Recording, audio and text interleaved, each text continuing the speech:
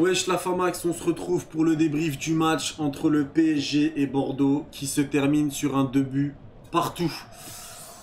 Alors il y a des choses à dire sur ce match. Déjà au niveau de la compo, je l'ai dit, je l'avais dit, j'étais très content de base de cette composition. Il n'y a que le 4-3-3 qui me laissait perplexe. Mais bon, Tuchel a fait ce que j'arrête pas de dire, c'est-à-dire ne pas mettre Herrera, ne pas mettre Gueye en titulaire et mettre un jeune titulaire. Et on l'a vu, Pembele qui a fait un super match. Il marque un but contre son camp, mais malgré ça, ça l'a pas desservi. Il a fait un excellent match défensivement, Pembele ou Pembele, hein. Mais moi je préfère dire Pembele. Il a fait un très très bon match. Le retour de Verratti qui a fait énormément de bien. Paredes en milieu défensif qui était souvent au poste de défenseur central. Rafinha aussi qui a fait un match correct. J'ai pas envie de dire bon match, il a fait un match correct. Bon, le milieu de terrain était pas fou parce que ça reste un 4-3-3. Et on a vu que Paris avait la possession avec cette composition et ses joueurs. Mais pour moi, le 4-4-2 reste plus fort. Devant, on n'avait pas de solution.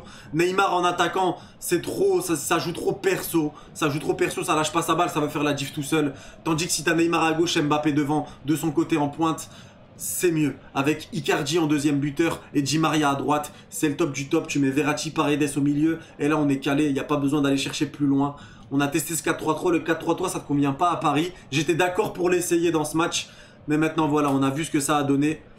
Maintenant, on perd contre Bordeaux. Frérot, Bordeaux, la vie de ma mère que c'est grave. Enfin on perd. On fait match nul contre Bordeaux. 2 buts partout au Parc des Princes. Bordeaux frère.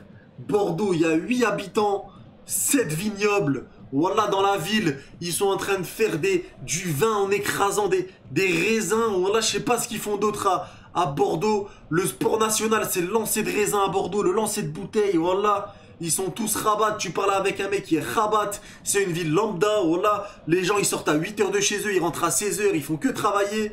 Ils vont au stade, même pas pour se détendre. Ils y vont juste pour regarder du spectacle. Mais il n'y en a pas vu que c'est Bordeaux. Frérot, voilà, on perd contre Madja. Voilà, Madja. Madja en pointe, frérot. Madja, il a un nom, frère. Ah, vas-y, voilà, j'ai même pas envie de faire des blagues. Voilà, je suis dégoûté de ce match. Paris a bien joué, en fait. Je suis mitigé, en fait. Je suis mi-content, mi-mitigé, en fait. Parce que Paris a fait un beau match. Mais en fait, la sortie de Verratti a changé complètement la donne. Le seul truc que j'ai envie de dire, c'est Sergio Rico. Même si t'es un sauveur, de temps en temps, t'es une... Enfin, il nous sauve et il nous nique. Le premier but sur corner, un gardien qui couvre pas son premier poteau, c'est honteux.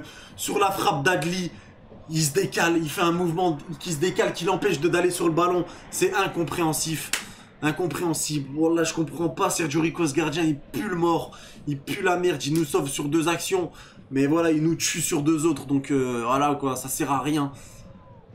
Kipembe qui a fait un bon match, Pembele pareil, Florenzi un peu transparent, Baker ses centres étaient claqués au sol, Rafinha un match invisible, Verratti très bon match, Paredes trop défensif, Moise Kean nul à Yesh, il a pas touché beaucoup de ballons, Neymar trop perso, Mbappé frère il a tiré 18 fois, 18 frappes sur la lune, il a cassé la lune, là, il est en train de tomber sur la terre la lune actuellement avec ses frappes à ce gros schlag.